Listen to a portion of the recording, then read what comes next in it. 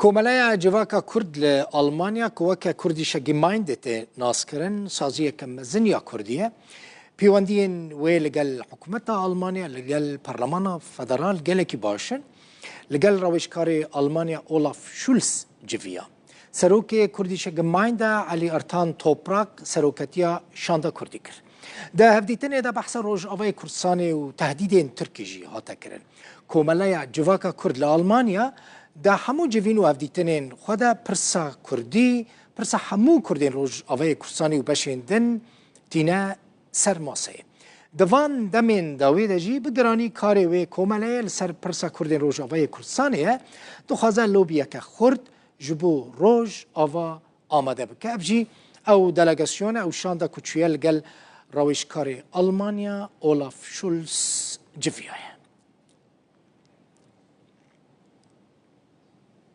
Elî Ertan Toprak serokê komeleya civaka Kurd Kurdîşe Gemeinde ji Almanya ji bajarê Hamburg li gel min e. Kak Elî dema te xweş be bi xêr hatî. İyi akşamlar, hoş bulduk. Sağ bî. We ji bo Kurdên Rojavayê Kurdistanê ji Olaf Scholz çi daxwaz kir? Şöyle biz geçen Cuma günü Alman Başbakanlığı'na davet edildik Berlin'de.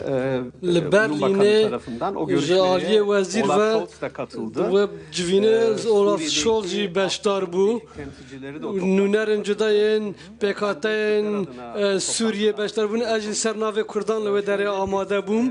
Bi vî awayî di heyama nû de di avakirina nû ya Suriye'de divê mafên Kurda jî li ber çavan bêne girtin me ew anî ziman divan hevdîtin dinan de di hevdîtinên civîna siberroja Sûriye'de divê Kurd jî beşdar bibin û li derveyî van civînan neyên girtin û bi taybetî divê bêne parastin û bi taybetî em dibînin ku komên çekdarên ku Tirkiye piştgiriyên wan dike û îslamîne êrişên Rojava dikin min ev anî ziman. Almanya jî Serokwezîrê Almanya Olaf Scholz çawa difikire li ser Kurdên Rojavayê Kurdistanê çi dibêje?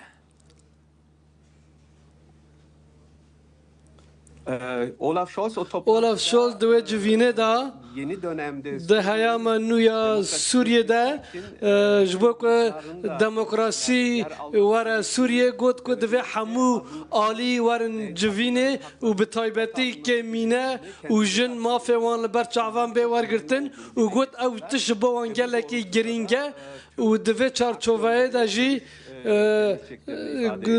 nêrînên hemû aktoran divê hebe bi taybetî mafê kêmîneyan û jinan ji bo welatên Rojava gelekî giring e bi taybetî jî ji balkişan de ser rewşa zehmet a Kurdan û haya wan ji vê rewşê heye û Kurdan jî roleke giring divê mijarê da lîstiye weka Almanya bi taybetî di hevdîtinê li gel Tirkiye gotine ku divê mafê wan bê parastin ji Tirkiye re û bêne parastin. Olaf Scholz roja îniyê wezîrê derve şandibû Tirkiye û bi Hakan Fidan û İbrahim Kalın ra pozisyona Almanya anî bu zaman. Yani helwesteke Almanî ciddî li hemberî wê yekê heye ku Tirkiye êrişî Kurdên Rojavayê Kurdistanê neke ji ber ku Tirkiye tu zanî yani her demê tehdîd dike û dibêje ew ê êriş bike ji ber ku li wê derê teror heye li wê derê PKK heye YPG heye yani xwedî helwesteke ciddî ya Almanya li hemberî van tehdîdên Tirkiye?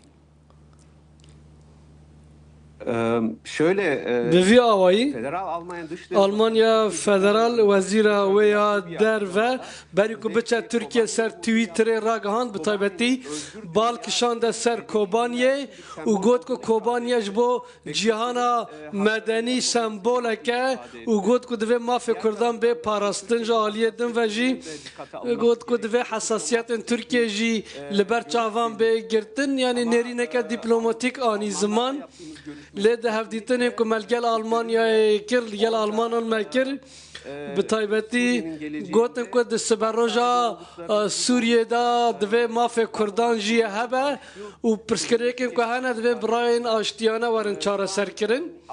Niha Avrupa ji bo ku Türkiye her sneke bi baldari tevdigerin ji ber wê jî mijara penaberan koçberan ji bo Avrupa'ya gelek giringe û Türkiye ve karta di destê xwe da ya penaberan koçberan li hember Avrupa'ya bikartîne ve vê yekê weke gefekê bikartîne Avrupa jî ev balansel ber çavan digre. وەکە کوردیشە گیمایندێ یعنی دزانم هون سازیەکە مەزن پیوەندیان و گەلێکی بەرفەرە هەن لەگەل پەرلەمانێ لەگەل بوندەستاگ هەنە پەرلەمانە ئالمانیا قەت دفکرە لەسەر vê mijarê bicive مثلا biryareke derxe helwestekê nîşan bide? Geçen Hafta borî derbarê Sûriyeyê hevdîtinek çêbû. Na hefteyên pêş me de jî betlanaya Noelê serê salê hat parlamenton ha di betlaneyê de piştî serê salê jî heyama hilbijartinê dest pê dike weke hûn dizanin di sibatê da hilbijartinên pêş hene û dê Almanya bi karê navxwayî re mijûl bibe lêbelê tiştekî ku bi les ku çê bibe dibe ku parlamento bicive em jî weke saziyên Kurd dikarin li ser re giştî ya Almanyayê zexteke çê bikin ji bo ku mafên Kurdan li ber çavan bigirin û di rojên pêş me û hefteyên pêş me de em dê xebatên xwe jî zêde bikin û em ê her roj boy vî yekê kar bikin û em kar dikin em wê wiha bikin ku Kurdên li Rojava ji aliyê cîhanê ve neyên ji bîrkirin ji ber wê yekê jî Kurdên li Rojava ne bi tenê ne em Kurdên li Avrupayê û yên li cîhanê hemû kanalên dîplomatîk û medyayê em bikartînin û em ê her tiştî bikin em wan bi tenê gelekî nahêlînin. spas destê wesa be kek Alî mala we ava dizanim hûn karekî bi rastî Ez spasiya baş dikim. dikin Alî Ertan Toprak serokê Komeleya Civaka Kurdîşe Bu bizim gimandê görevimiz halkımız için. Ev erkame ye bo gelê me bo azadiya Kurdistanê ev erkame ye. Ben teşekkür ederim. Ez spasiya dikim. Yayınlar diliyorum. Kürdistan'a sevgiler Almanya. Silav